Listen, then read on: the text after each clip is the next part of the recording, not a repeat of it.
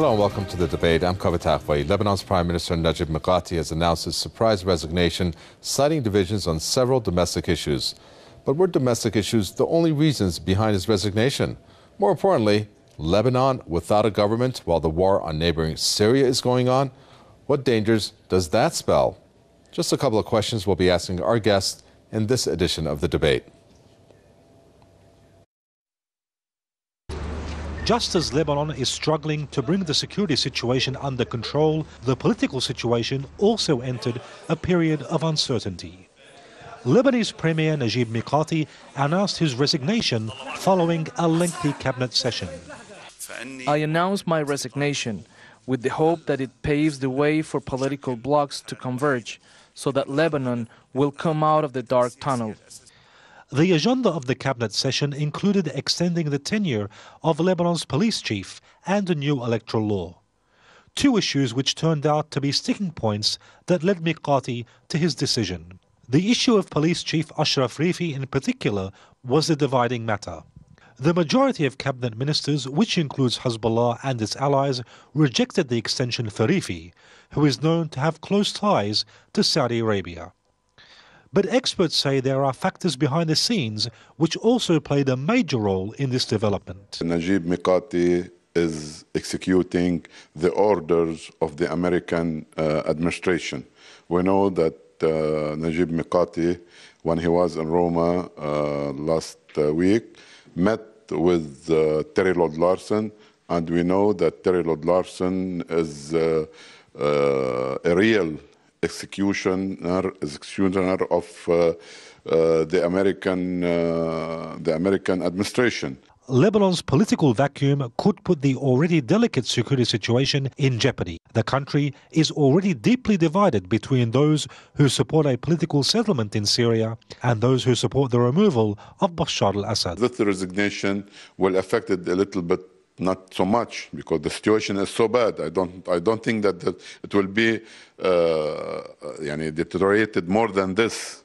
For this reason, I think that it will affect, but not to a certain big extent. It is not known now in which direction Lebanon's political landscape is heading. A national salvation government appears far off amid political divisions, which leaves the most plausible scenario being the Mikati government remaining as a caretaker government. It appears to be Lebanon's destiny to face permanent political and security dilemmas. But this time the situation might be even more dangerous with the unprecedented crisis in Syria, which could be on its way to creating an unprecedented crisis in Lebanon. Ali Risk, Press TV, Beirut. Well, let me introduce our guest for this edition of the debate. We have Professor at the Georgetown University, Daoud Khairallah, who joins us from Washington. We have the Director of the Center for Political Military Analysis from the Hudson Institute, which is Richard Weiss, joining us from Washington also. Gentlemen, welcome. Richard Weiss, first to you. Did Najib Mikati's resignation come as a surprise to you? Well, he had been threatening, or not so much threatening, but saying that he intended to resign if the situation became difficult. He said that, for example, it was recently, as a few weeks ago, in an interview on France TV. It's, of course, a very difficult situation they have in Lebanon. They have divided government, there are a civil war in the neighboring country, disagreements over the electoral system, and so it's not a wonderful job. And so he had been saying that he was prepared to resign at any time.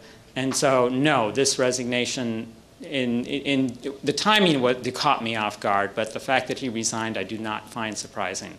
So why do you think he chose this time?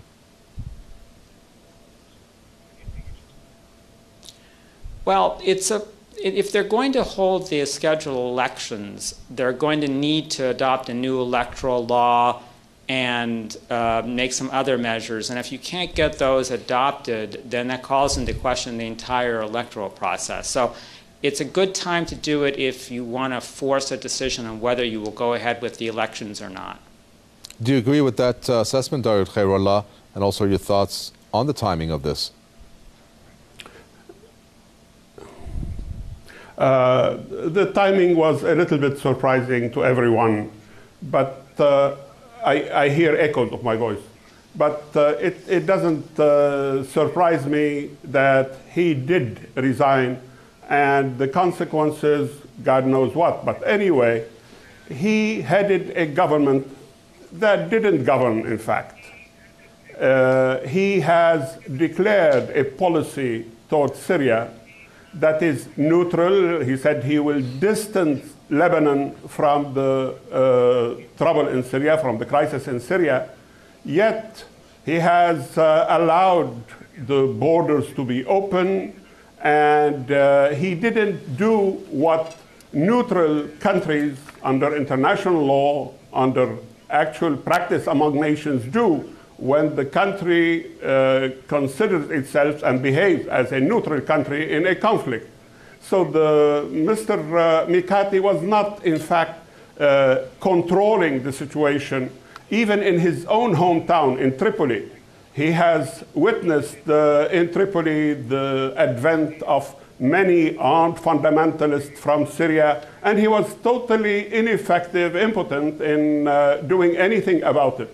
So it didn't surprise me that he finally surrendered and said, I'm out of it, especially that he faced a case. His community wanted him to renew for an officer who has retired, or whose retirement would happen any time now, any day.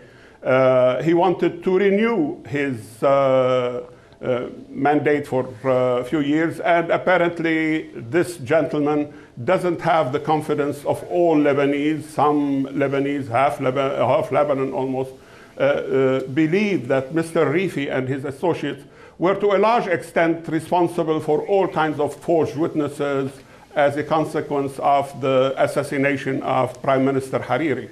So the country is divided along this line. The country is also divided about the electoral law that is actually representative of the country, and a little departure from the way things would be concocted under an old law, a law that dates from 1960. They call it the 1960 law. So all these have been accumulated and led to the conclusion that he cannot rule anymore, and he must have been told by someone, move, and he did. Well, we're going to talk about General Ashraf Rifi in a minute. Richard Weiss, I'd like to hone in on the Syria issue here. I mean, is the war on Syria perhaps a result of him speeding up a decision to resign? And why?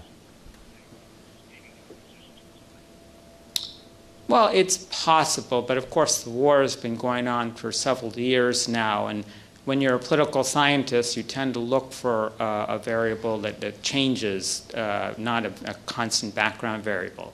Now, it's true that the refugee crisis has become a bit more serious. And in his resignation speech, he did cite the infighting in northern Lebanon. So it's certainly a problem that Lebanon has to deal with, and it could become even more serious problem. But the whole question of Syria and Lebanon is a long-standing issue that the two countries have not been able to work out very effectively. It's been a source of tension as well as for many years now. Daoud Khairallah, General Ashraf Rifi, you mentioned there. Let's talk about him. Perhaps you can give us a little bit of background on him, and also tell us why was this such a bone of contention, which was one of the reasons cited for Mikati's resignation.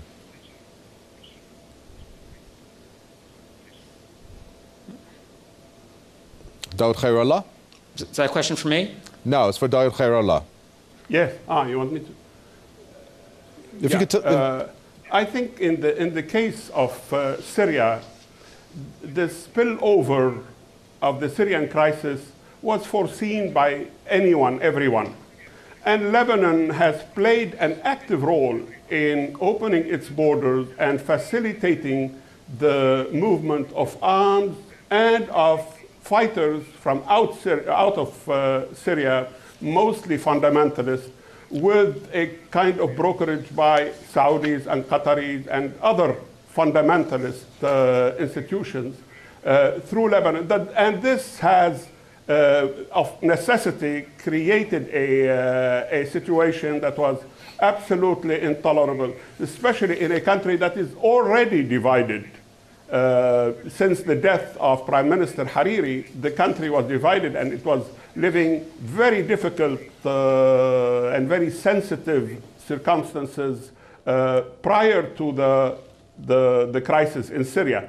What happened in Syria has accelerated the problem in Lebanon, and this was bound to happen, especially that Lebanon did not manage to behave the way neutral sovereign countries do behave in protecting their borders and assuming responsibility in preventing their borders from being a cause of trouble in a neighboring country.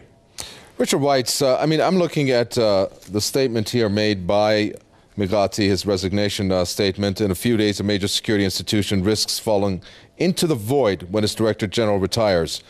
And he said a matter of days to fall into a void. It's a pretty strong statement in terms of the time frame here. Put that into context for us. Why would he think that? Me or? As we know, a long-standing problem in Lebanon is that you have strong militia groups. We've seen this for several decades now. We had the Phalange, we have Hezbollah, we have various other groups. And ideally, the Lebanese army and other security forces are able to buffer any tensions between them by serving as an overarching structure. And insofar as they're weakened, that of course empowers these militia groups.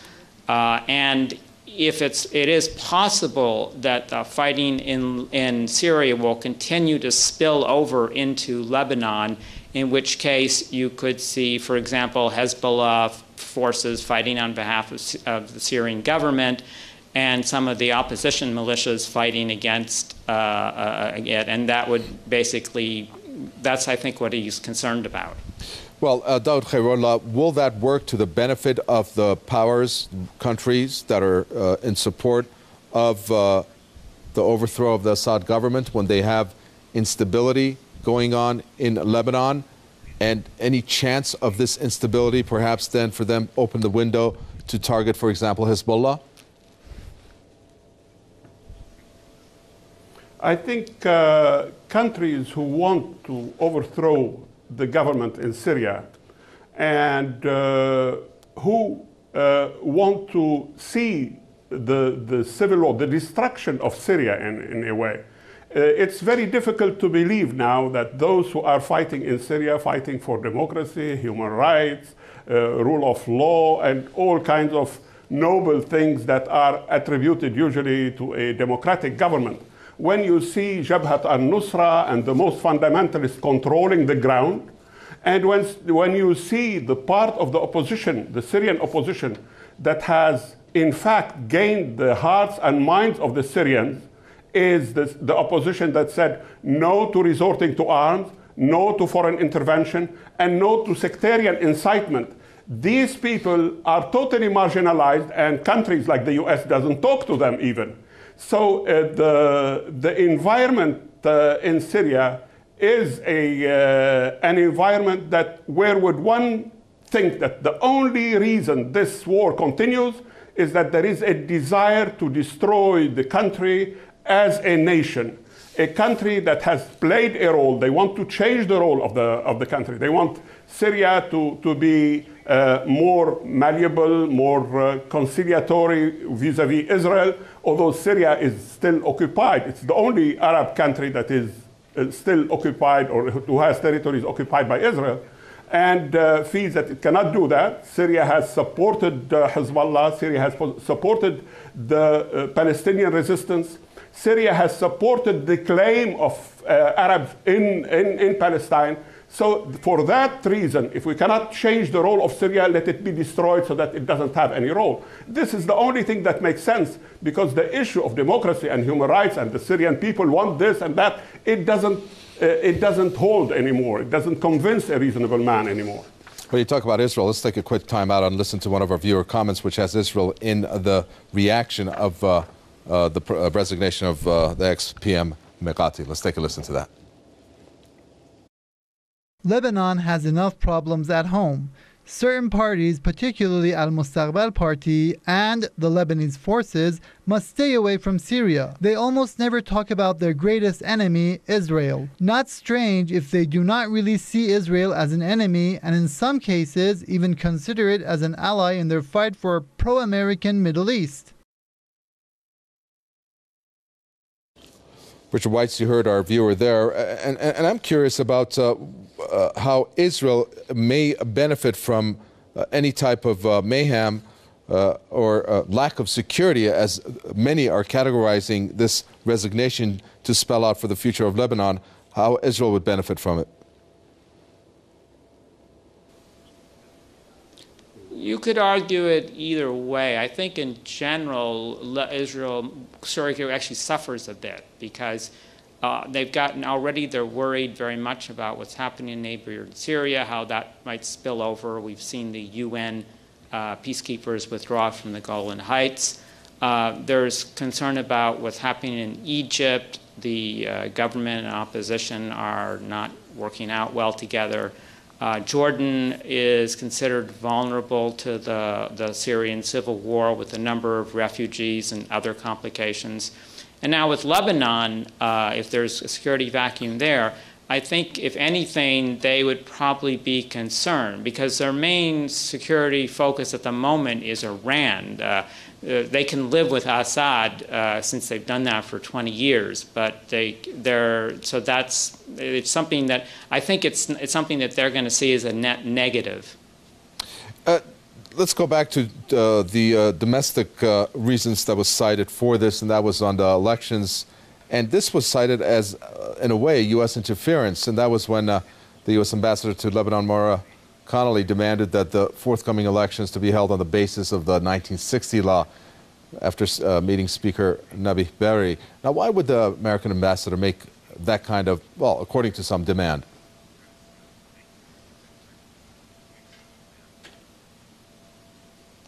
Who's that question for? Richard Weiss. I'm not sure. As we know now, there's a big debate over which election laws which could be used. The Christians have been favoring a law that would have people vote only within their ethnic community. Hezbollah doesn't want to hold the electoral law that was used last time because it favored Hariri. So the U.S. ambassador might have suggested this other law as a compromise. But it's the same everywhere, that the election law will have a big impact on who wins and loses. So it's going to be a major issue of contention among the parties. Daoud Khairallah, there's been lots of analysis that's been made on this, and one particular one that was repeated amongst many is that Lebanon will, as always, be the battleground in the political war between Syria and the Arabs behind the sanctions. Do you agree with that?